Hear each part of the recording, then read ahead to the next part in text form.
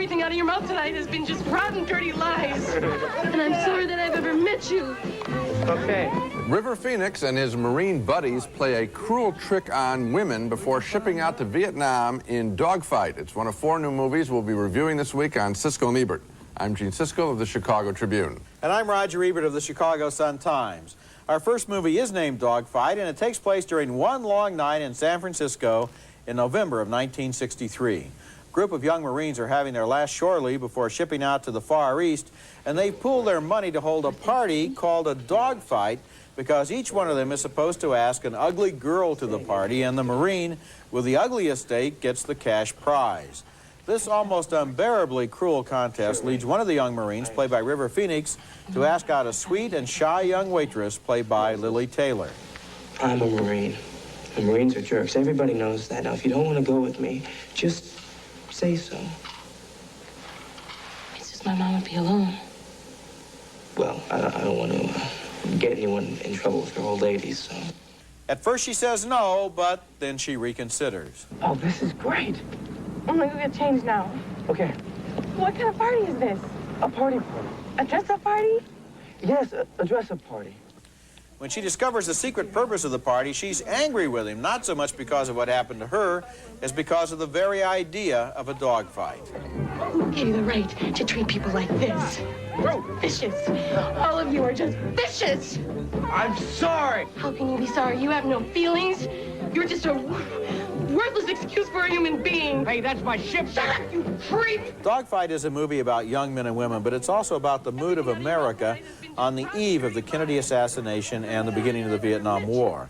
In an epilogue, we see those same 2 characters 3 years later after there have been enormous changes in both of them and also in their country. In a way, the process that begins between them on that long night of the dogfight is the same process the whole country is about to go through. I really like this movie, which was directed by Nancy Savoca, the same woman who made True Love 2 years ago, and which is warm and sensitive and filled with idealism.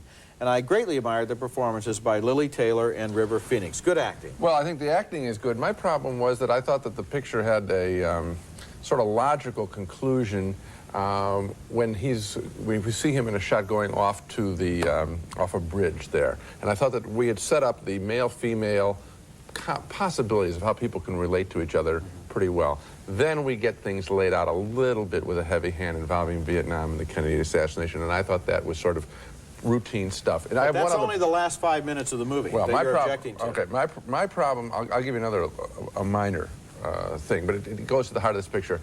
I didn't think that I thought that she was picked was a manipulation, because she isn't wildly ugly like some of the other people. He was the best he could do. Here's another one. Remember when he says to her, I tried to let you get out of it? Yeah. Remember that? There's a mistake in the movie, because remember he tries to ugly her up, if you will, by putting lipstick all over at the same time. He said, we don't really have to go in here, he says. Then he puts it all over her. So the movie's trying to have these are not objections that have anything to do with whether anybody would like this movie or not. These are really nitpicking. No, I don't think they're nitpicking. And as far as your first objection, which I presume was your most important one. Yes, it was. Because the other 2 are completely insignificant. He does come back after 3 years in Vietnam, and something does happen between them that I think is a perfect moment and a perfect epiphany for the movie. They have got to see each other one more time, or this movie isn't over. Well, you can't just go off into the sunset like John Wayne. No, I think that the possibilities of how men and women will relate to each other, and basically we're talking about kindness or cruelty, which sets up the whole picture. I think that is said very clearly in, as I said, when he walks off to the bridge. Well, you would rather have an incomplete ending than to have it come full circle. I can fill it in. I'm smart enough. Well, if you're that smart, how come you didn't like the movie? Well, I didn't care for a number of the things that were in the picture.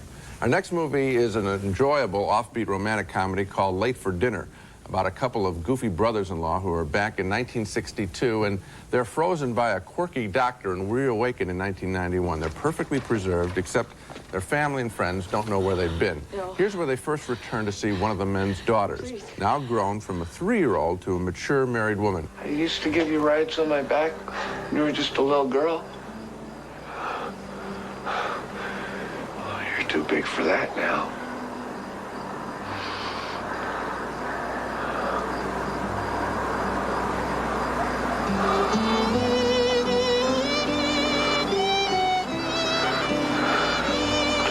I was sure still little. Uncle Frank. That's Brian Wimmer from TV's China Beach as Willie, her father, and Peter Berg plays her blissfully offbeat Uncle Frank. Later, her father summons up the courage to ask her what has happened after all these years to his wife, her mother. She didn't love me anymore. You don't know how long she waited. Late in the film, there is an emotional reunion between the estranged husband and wife. She's well played by Marcia Gay Harden. Remember that funny way that you snore when your nose gets all plugged up? Remember? I'm married. I mean, I was married. I've been married 4 or 5 years. Well, now you're not. Joy, I've run through every life you could ever live coming back here. You know the truth, and I know the truth. We're supposed to be together. Late for Dinner is really 2 good movies. The first half of the film is the introduction of these characters, and it's sort of a rascally modern cowboy movie. Then it turns into a very sweet, time-traveling romance with some of the same appeal as the movie Ghost. And this story has a much quirkier personality, thanks to writer Mark Andrus and director W.D. Richter, who also directed the cult hit The Adventures of Buckaroo Banzai, a good film. I like Late for Dinner very much. I agree with you that it's basically 2 movies, and I only like the second movie. I like the second one better. I feel that the gimmickry involved in the cryogenic freezing of these 2 people is really manipulation that comes from outside in order to make the plot happen, and you can't really take it seriously. And then at the end, though, when he does come back, you see, then the conversation that they have and the emotional interchange that takes place is very nice. It is. And very sweet. So are you recommending the picture? It's a close call, but no, I'm not recommending it. But the beginning of the film is so wild. I mean, that you don't expect them to be frozen. Yeah. And then the way they're reawakened, I mean, is well done technically. I don't think so. See, I think the whole first half of the movie, or even more than the first half of the movie, is just a real elaborate setup in order to get a scene. The whole movie is a build-up to one scene, which is what would happen if you met someone that hadn't changed in 29 years, and you were still in love with that person. And you would change. Yeah, and you would change. That's what the whole movie is about, and that scene does work, but you don't need all the setup mechanism. You could really, I would like to have the setup take place over the titles. Then have the meat, the scene that we like, be the first scene of the movie proper, and then let's have an hour and a half about how they would get along with 29 years in difference in the age of 2 people who originally were the same age. The only thing that I will agree with you on is I wanted the picture to go on longer with them because I liked the way they related at the end of the film. Okay, when we come back, Rambling Rose with Laura Dern is the strange and troubled young girl who comes to live with an offbeat Southern family. You going out in public in those clothes? Capital letter S. You put a door in our house, you'll give a glow and a shine to these old walls. The year is 1935, and that's Robert Duvall as the patriarch of a big, eccentric Southern family. And that is the moment that's going to change all of their lives as a troubled teenage girl named Rose comes to live with that family. She's played by Laura Dern in Rambling Rose as a woman who has already had some hard times in life, but who fits in well in this big, friendly family, all except for her tendency to be a little too interested in sex. Like my outfit. I made most of it myself. Well, it's very cheerful. Yeah, I have a knack for designing clothes. Diane Ladd, Dern's real-life mother, plays the mother there, and all of these people are surprisingly tolerant of Rose, who is diagnosed as a near-nymphomaniac, and her private life provides lively dinner table conversation. Now, Rose, when I have to get up in the middle of the night and defend my home, against a couple of damn scoundrels fighting in the bushes. Scoundrels? They weren't scoundrels. They were just boys. Boyfriends of Rose's, that's all they were. And why shouldn't she have boyfriends? Don't you think she's human, the same way as you are yourself? The family's son, played by Lucas Haas, is 13 years old and very, very interested in Rose, who seems in a perfect position, he thinks, to tutor him on the facts of life. Buddy, I'm gonna tell you a secret. Girls don't want sex. Girls want love. Rambling Rose was directed by Martha Coolidge and written by Calder Willingham, and Willingham's screenplay took on a near legendary status in Hollywood in the years it took to get this offbeat project made. And no wonder, this movie is a masterpiece of comic tone, and it takes difficult and challenging material and turns it into a gentle, nostalgic human comedy. The performances are crucial to that process, by Robert Duvall, Diane Ladd, young Lucas Haas, and especially by Laura Dern, who has to play a character both deeply troubled and deeply lovable. I like this movie. I like the film, too, and it is the acting. In the wrong hands, this picture would be a disaster and embarrassing, and instead, it's challenging and exciting to see a film that dares to, an American film that dares to deal with sexuality. I mean, we don't get them very often anymore, and that's too bad. This does it very, very well. It's also quite touching. There's a line late, Calder Willingham line late in the picture, where they're talking about a character, and someone says, some people die and some people don't. And I thought how beautiful a line that was, that you can live a life in a fashion so that you will never die, and then there are other people, sadly too many people, whose lives have no meaning, and they are truly dead. And when that line scores, it's like a printout for how much this picture means to you. It's beautiful. It's a very special film because it deals with material that we've seen before on the stage, in television, the movies, and deals with it in an original way, because this woman does have a very kind of out-of-control sexuality, which everyone in the family understands and deals with in their own way, because they also care for her and care about her. And there's even room within that understanding for the teenage kid to really be excited by this girl who's moved in and who want to get some quick lessons in the birds and the bees. And so there's that humor going on, along with a very deep and darker current as well. The other thing is that, listen, the audience that goes to see movies is more interested in sexual issues than the movies ever let them be involved in. That's right. This picture lets you participate fully. It's very, very well done. Coming up next, Blood and Concrete, the story of a small-time crook and a suicidal rock singer. Billy Zane and Jennifer Beals from Flashdance co-star. I'm in a little bit of trouble, and it would be a lot easier if we can just blow. That's Jennifer Beals from Flashdance playing a rock singer who wants to end her life as the movie Blood and Concrete begins, and she is stopped from killing herself by Billy Zane. Remember him, the killer in Dead Calm, and together they star in one of the year's most violent, pointless movies. Zane plays a small-time thief who has been wounded by a drug dealer, and he recovers in Beals' home. So, what do you do for work?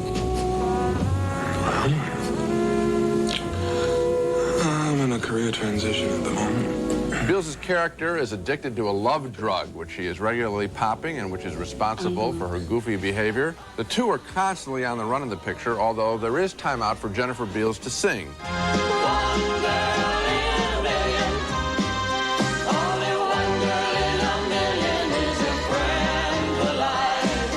She's okay singing. Unfortunately, she has to get back to the dialogue in this picture. Blood and Concrete tries to borrow elements from terrific and stylish pictures like Sid Nancy or David Lynch's Wild at Heart, but this is just a miserable mess with wildly overwrought characters just stunting for the cameras. I hate to say it, but I was rooting for these characters to OD and for the movies to end. This is a movie that gave me one of the most unpleasant times I've ever had in a movie theater. It is stupid, it is ugly, it is reprehensible.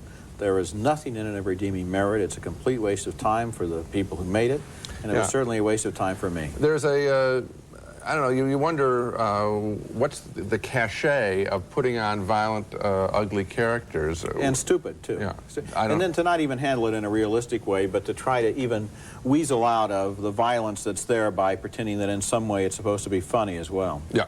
Kenneth Branagh's new thriller, Dead Again, recently went to #1 at the American box office, and when we come back, Roger will talk to the British actor and director about acting and directing. His wife, Margaret, and that was their home. Handsome man, wasn't he?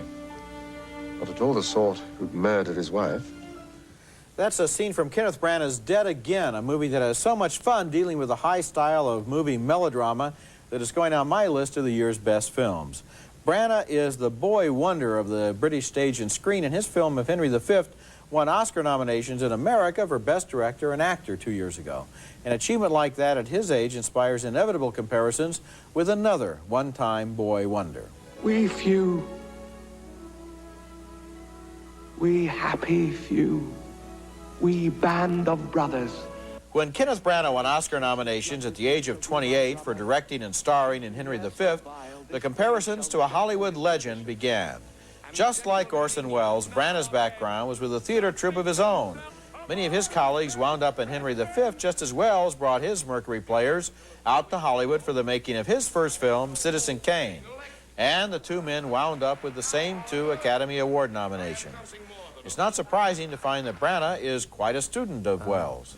I've read a great deal about Welles because it seems to me that he had this incredible opportunity and, of course, this incredible talent. I do think he's a dyed-in-the-wool genius as far as I'm concerned, but with extraordinary capacity for self-destruct. The world is fascinated by what happened to Orson Welles. When did it start going kind of mad? In a sense, I looked at it to try and learn lessons of where, not just me, because there are similarities in as much as, you know, one's an actor, director, but on a more general level about what happened. Branagh also says Welles was always fighting the system, battling with studios and moguls, while he thinks times have changed and Hollywood has to be accepted for the business that it is. He had a combative attitude to the money and maybe that was a time in which it was important to have that. This attitude that Welles had, this combative attitude, I think was one of the things that seemed to dissipate his energies. Because obviously if you resist in that way, as fiercely as that, although obviously the desire is to protect your work, I think it took him away from what he was doing, and certainly it created a great deal of resentment on the part of the studios. But your last 2 films have been your own productions. Is this going to be a trend? Well, I've enjoyed it enormously. I would love in the short term just to act in a movie.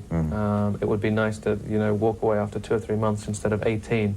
But the feeling of finishing something to the pitch that you wanted at, anyway, with all its imperfections on its head, is immensely satisfying. To have gone that kind of route, and particularly in post-production for Dead Again, which was an immensely difficult job to get in balance all the elements of thriller and romance and comedy, suspense, to combine a big score with a theme based on reincarnation, which meant that it was all a little larger than life. Just getting all that in balance was difficult, but at the end, to have done it, at least in a way that satisfied me, was very satisfying, and so I will undoubtedly want to do it again. Dead Again is currently in release around the country. When we come back, our video pick of the week, a long-running documentary by a director who's been following the same people for 28 years. My video pick of the week this week is a little-known movie that is nevertheless on my list of the greatest films of all time for the way it explores the mysterious ways that movies can transcend the passage of time. The name of the film, at least for this go-around, is 28 Up, and it's a documentary by Michael Apted, a British director who first filmed his subjects when they were 7 years old, and then again at ages 14, 21, and 28. And recently, he made in England 35 Up about these characters at the age of 35, but that's not out on video yet. What's fascinating in 28 Up is the way you sometimes feel you're glimpsing the whole lives of these people predicted in their faces when they're still children. When I get married, I'd like to have 2 children. I'm not very children-minded at the moment. I don't know if I ever will be. What do you think about them? Oh, I don't like babies. This movie, which is brand new on video this week, is unlike any other film I've ever seen, and it inspires long conversations after you've viewed it. It is a terrific film, and an American project similar has already been started to follow children through their years, and it is great to see that kind of story. It's a wonderful film and worth renting. Now let's take another look at the movies we reviewed this week. A split decision on Dogfight, the 60s sexual drama that Roger really liked. I had problems with its story, and particularly with its ending. Another split vote on Late for Dinner. the time-traveling romantic comedy. I really enjoyed the mix of fantasy and sweetness. Roger wanted more follow-through. 2 big thumbs up for Ramblin' Rose, the beautifully acted Calder-Willingham story. Laura Dern gives a special performance in a difficult role. And 2 thumbs down, way, way down, for Blood and Concrete, a pointless piece of violence. So Ramblin' Rose is the picture we both really like, and it is very good. I think it's a good picture. That's it for this week. Next week, we'll be back with Paradise, starring Melanie Griffith and Don Johnson as a couple overcoming a personal tragedy. And also The Fisher King, starring Robin Williams as a street person who befriends down-and-out Jeff Bridges. That's next week, and until then, the balcony is closed. A-Watch by Armatron, featuring water-resistant straps and metal cases and over 20 fashion designs to match your entire wardrobe. Medals of distinction. That's A-Watch by Armatron, America's watch. Brute. It captures everything that makes a man in one great scent. Brute, the essence of man. Delicious 5-bar snack bars. A great tasting snack that's a great way to get your fiber anytime you want. 5-bar snack bars. High in fiber, big on taste. Rice-A-Roni, the San Francisco treat. Now with 30 flavors. You can serve it every day for a month and never serve the same dish twice.